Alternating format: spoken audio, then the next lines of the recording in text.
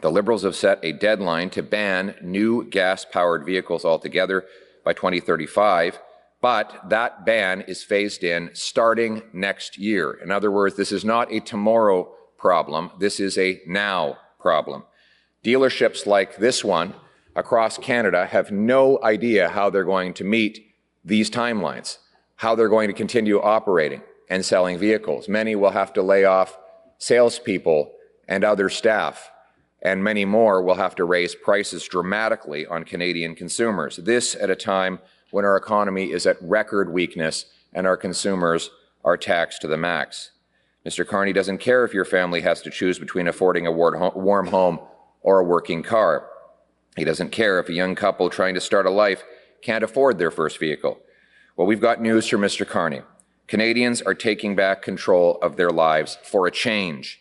A new Conservative government will axe the Carney tax. The President and I, when we spoke, we agreed that Canada and the United States, as sovereign nations, would begin negotiations on our economic and security relationship following the federal election. And I think the President's comments yesterday and before that just underscore how important the choice that Canadians have on Monday.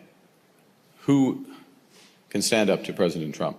Who can build Canada strong? Who has the experience in order to do that?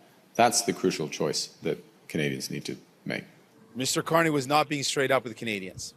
He was not being straight up, and now Canadians have a lot of questions. If he's not going to tell us exactly what went down and say one thing and kind of the opposite happened, he said that Donald Trump respected our sovereignty, and instead now it's being reported that Donald Trump, in fact, repeated the threats of the 51st state.